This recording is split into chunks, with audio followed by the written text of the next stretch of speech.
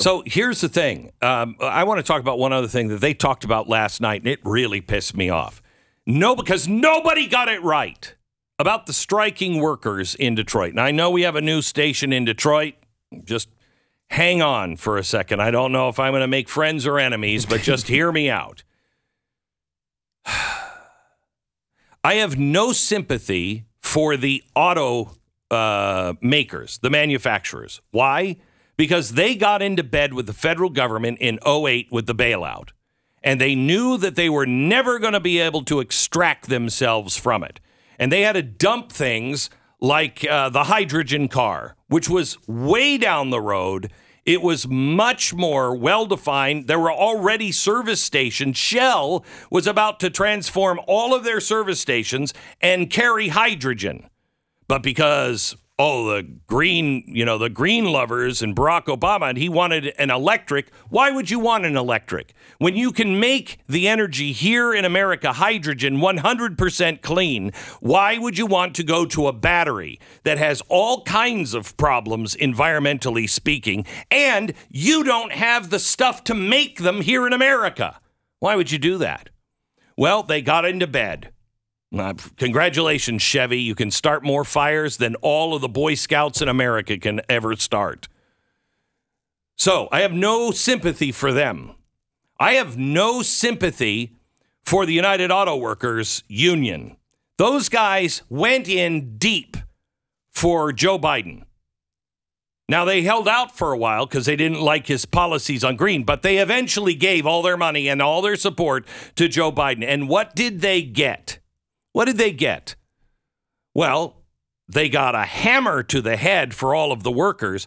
But believe you me, there's a reason why these auto worker unions are doing this, because we're going into a global economy where we will unionize all countries all across the world. And guess who will get that extra income? The United Auto Workers and all the other unions. Why do you think Randy Weingarten was over in Ukraine? Because they're going to have United Teachers Foundations over in Ukraine. That's how these unions are going to win. How could they possibly win when they are screwing, their endorsement is screwing the auto workers? The auto workers, you know why they want so much money and they want now a 4-day work week and everything else? Because they know their jobs are gone. They know it doesn't take that many people that can be done here in America to make an automobile if it's all electric. It takes fewer workers to do it, and a lot of it, the batteries and everything else, not going to be made here. They'll be made here like, like American Giant makes clothes here. Okay, well, there's one company that you can, but that's not 98% of the product coming from America.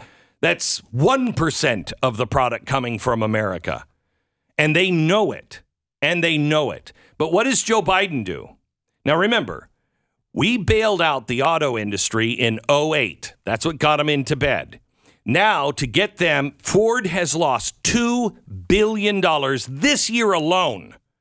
All because of the EV. So what does Joe Biden say?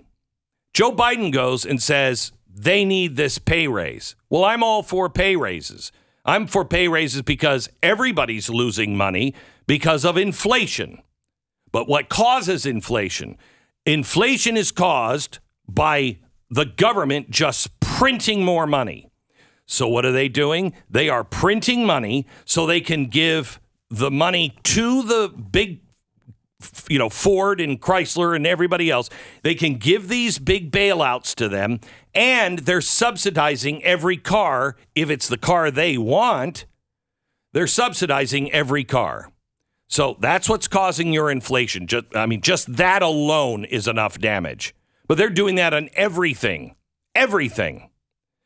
So I'm for them getting raises. I'm for them having a good life, just like I'm for everybody having good health care and everything else. But Joe Biden comes and says, yeah, you deserve that particular raise you're asking for, which is what, it works out to like $135 an hour, something like that. The most expensive auto build is $60 or $65 an hour. China is practically slave labor. Now, I'm not suggesting that, we do slave labor, and I'm not suggesting that we don't do $70 an hour. It's expensive to live here in America. I get it. But you want to put the big three auto workers out of business? You start paying your auto workers $135 an hour, which Joe Biden is for.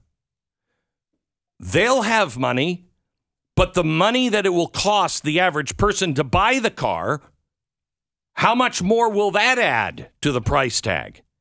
So you won't buy American cars because they'll be too expensive in America.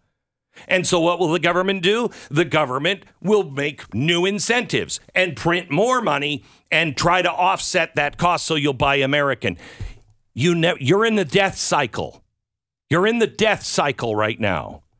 Why will no one say this in a debate? Why will no one actually talk about inflation and what is causing inflation? The price of your food is not going up. Okay, you have to understand this. The price of your food is not going up. The value of your dollar is going down.